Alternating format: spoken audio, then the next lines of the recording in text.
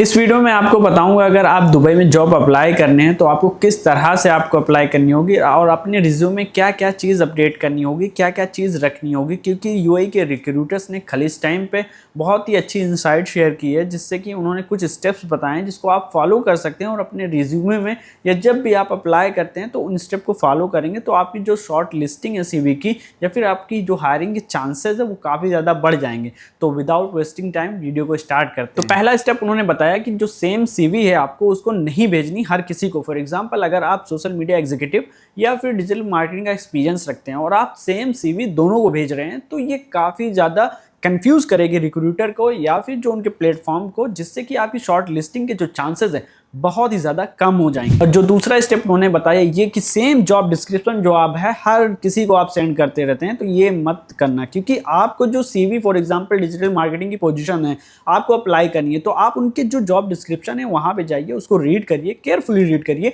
और जो उनके पॉइंट्स है जो आपसे रिलेट कर सकते हैं वो सीवी में मेंशन करिए। ये नहीं कि आपने एक जॉब डिस्क्रिप्शन लगा ली बस उसी को सारे उसमें सेंड कर रहे हैं। और तीसरा स्टेप उन्होंने बताया कि AI ATS फ्रेंडली सीवी आप नहीं बनाते, उसमें कीवर्ड मिसिंग होते हैं। फॉर एग्जांपल अगर आप टाइप कर रहे हैं अपनी सीवी और आपने अपनी खुद सीवी बनाई तो वो कहीं रेलिवेंट नहीं होगी या फिर आपकी जो सीवी AI के थ्रू जाएगी वो वहीं से निगलेक्ट हो जाएगी, वहीं से रिजेक्ट हो जाएगी। तो आपको क्या करना है, कीवर्डिंग करनी है। बहुत सारे AI टूल हैं जिसको आप यूज़ कर सकते हैं, उसमें कीवर्ड सर्च करके अपनी सीवी में डालना होता है, जिससे कि आपकी शॉर्ट लिस्टिंग की सीवी की बहुत ज़्यादा हो जाती है और आपकी हायरिंग के चांसेस बहुत ज़्यादा हो जाते हैं। चौथा स्टेप बताया उन्होंने, ये बताया कि एक जॉब के लिए 100 ऑफ एप्लीकेशन जाती हैं और 1000 इवन जाती हैं, जिससे कि आपको मायूस नहीं होना। ये नहीं कि मतलब कि आपने सेंड कर दिया फिर आपको रिप्लाई नहीं आया एक जॉब पे अप्लाई करने के बाद फिर आप डीमोटिवेट हो गए, तो ऐसा नहीं। क्योंकि आप भी देखिए आपके पीछे 1000 एप्लीकेंट है और शायद आपसे अच्छे होंगे या फिर बाई चांस उनकी सीवी जो है शॉर्ट लिस्टेड हो गई, उन्होंने AI ATS फ्रेंडली सीवी बनाई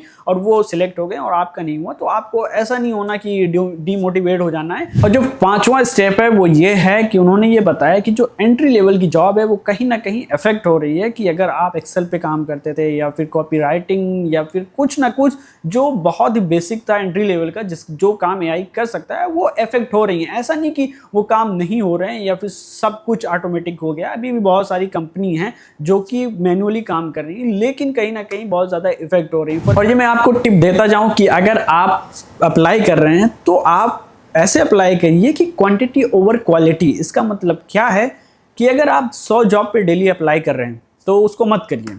आप कोई 20 जॉब देखिए या फिर 10 जॉब देखिए जो कि मैच करती है आपके स्किल्स से, आपके एक्सपीरियंस से, जिसको कि आप टेलर करेंगे अपनी सीवी फॉर डिफरेंट 10 एप्लीकेशंस और उसको शेयर करिए, उस पर ईमेल करिए या फिर वो जॉब पे अप्लाई करिए, जिससे कि आपके हायरिंग के चांसेस बहुत ज़्यादा हुए हैं।